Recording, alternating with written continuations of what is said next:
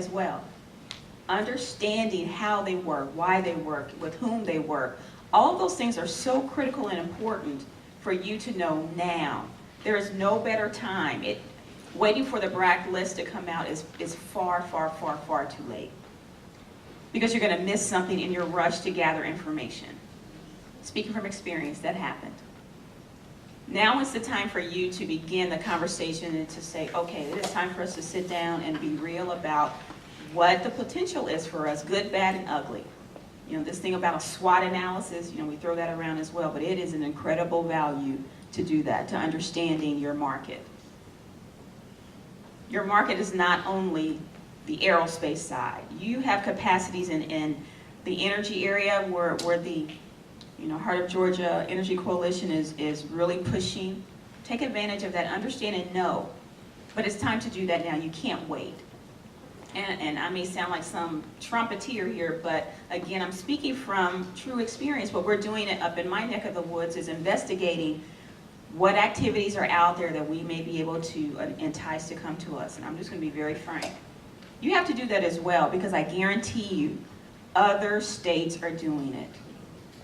They are looking, they are investigating, they're asking the questions. There may be some stealth visits going on, all those kinds of things. My bosses expect me to know and be able to tell them, what could I possibly get coming in the next round, in the next BRAC round? What's available for us to go after? That is strong language, but it's real. It's very real, and it happens. And as you as a community need to be prepared to respond to that, and to know that that's a fact. It's not something that's arbitrary over here in the air. It is real, it's on the ground, and that's where you need to be working. My bosses have also asked me, I need to know what's going on in California. I need to know what's going on in Florida, because those are some of our largest competitors. Do you know what's going on at Tinker? Do you know what they're doing at Hill?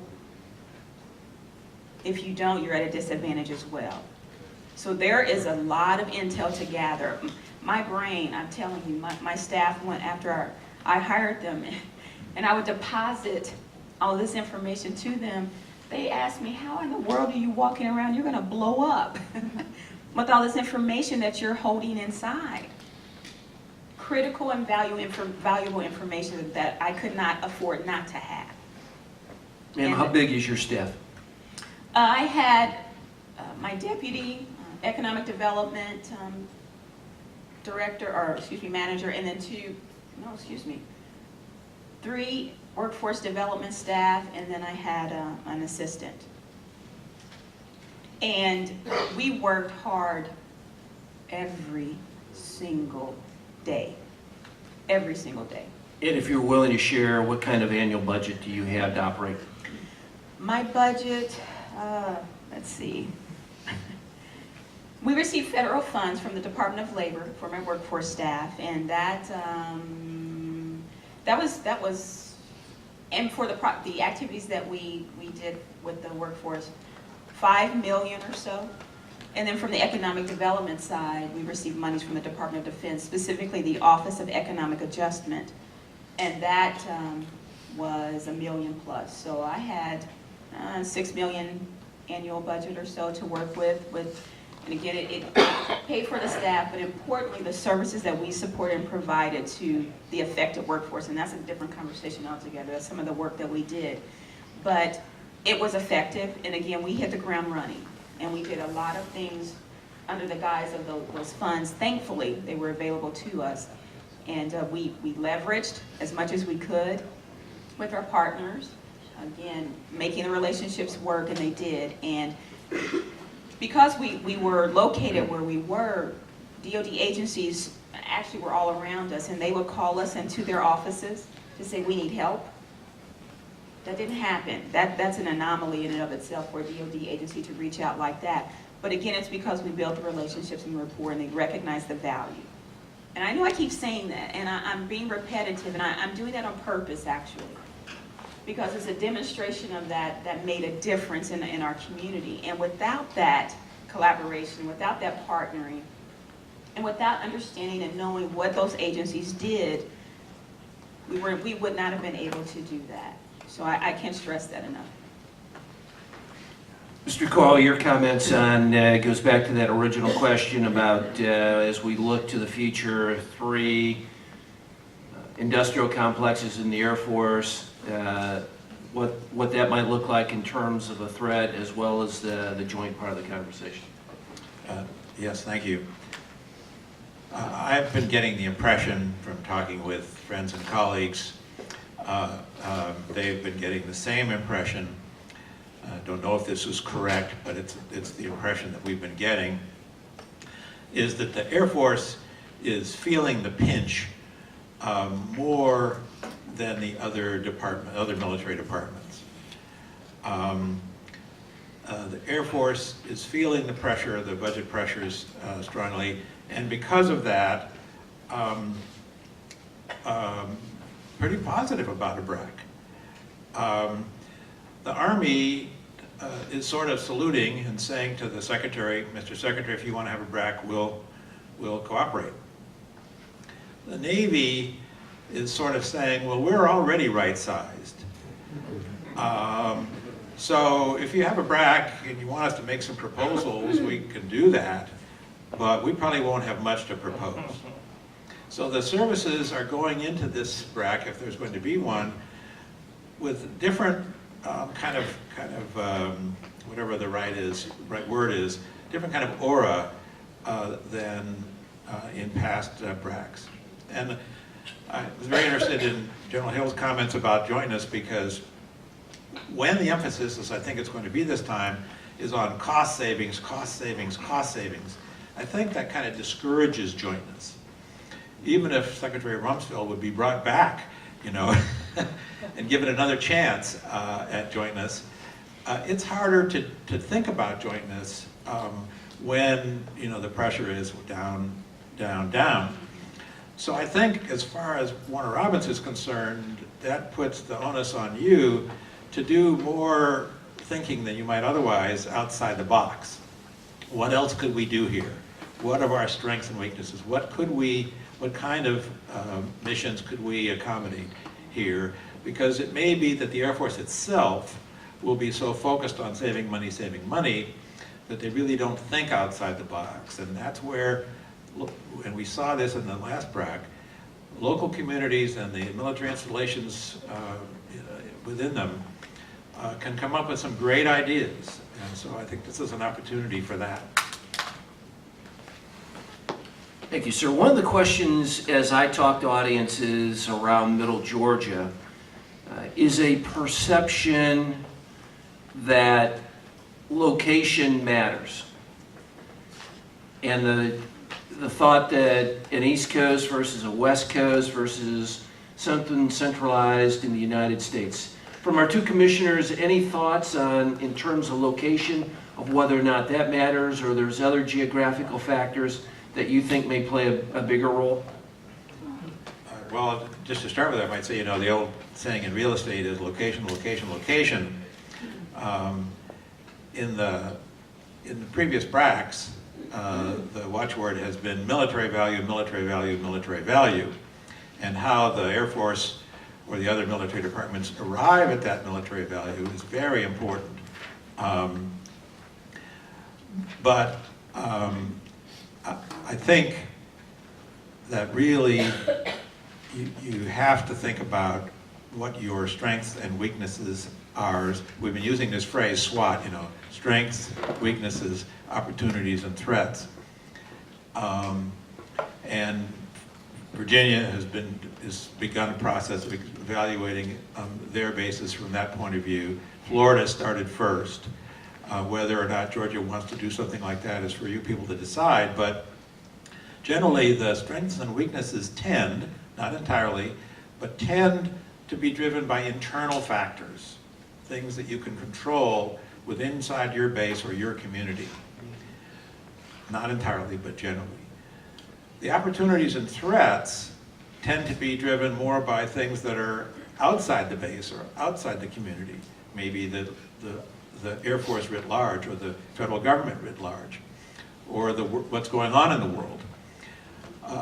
As a result, bases and communities tend to want to talk about the opportunities and threats part because that sort of doesn't make them deal with their own problems, and tend to not want to talk about the strengths and weaknesses because those often get to what their own problems are. And so it's really important, I think, to examine, you know, what could we be doing here? What could we be doing different? How could we improve? How can the community help the base? How can the base help the community? Those kinds of things are very important. A couple of things on that in terms of location.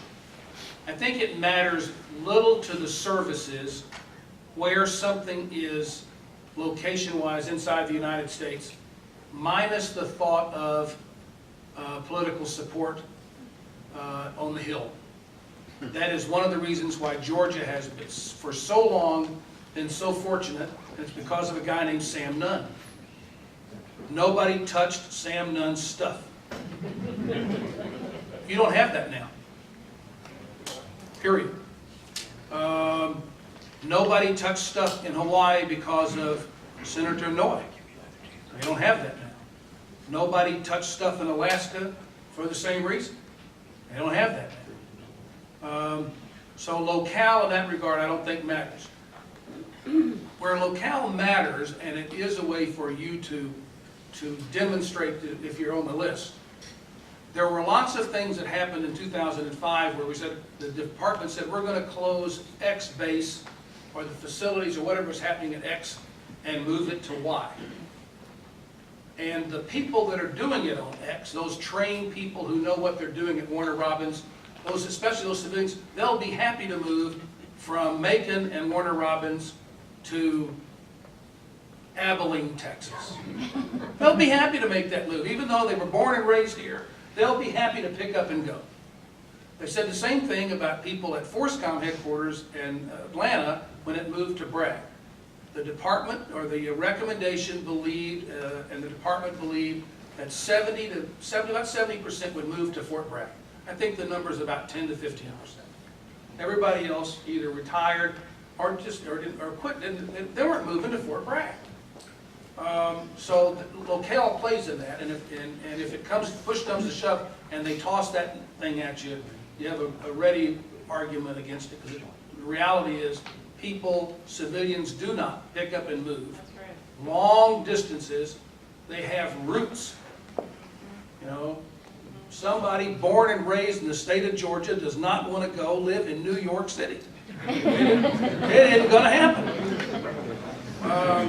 The other thing I would say to you on, I just said political support, is one other piece I would say, and it builds a little bit on what Phil was saying about look at what you've got, can you do something better?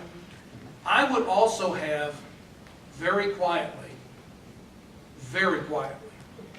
someone working on what do I do with Warner Robins if it closes. Don't wait for it to happen. Be prepared for that to happen. And there are great examples across the country where people took closed installations and made the most of them and turned a bad situation into a really good situation. San Antonio, Texas being the best model I can give you. And there's several others. But I'd be, if I was here, I'd be looking to keep Warner Robins, but I'd also be thinking my way through what am I going to do without it. But I'd be very careful how I dealt with that with the BRAC guys. I was in rooms, in hearings, in with people who I was convinced wanted that place closed. They were arguing to keep it open, but deep down, for whatever agenda they were working, either real estate or whatever, they really wanted that place closed. And that came through pretty loud and clear in their discussions with me. Mr. Coyle, you've got a follow-on comment? Yeah. I just wanted to make one more comment about location. When you evaluate your strengths and weaknesses, certainly location is a part of that. And one of the factors that you'll be looking at is weather. You can work on airplanes here at Warner Robins outside all year long. not fun when it's 100 degrees out, but you can do it. And in Utah, maybe you can't. And so that's one of the things you want to be thinking about is, you know, what does our location bring to us in the way of strengths? Dr. Morris, we've talked a number of times, we've mentioned the word state and the role of the state in this process. The three of you have watched at great length what different states are doing. I know you're intimately familiar with obviously where Virginia is today in terms of preparation. Both of the former commissioners have talked a little bit about Florida.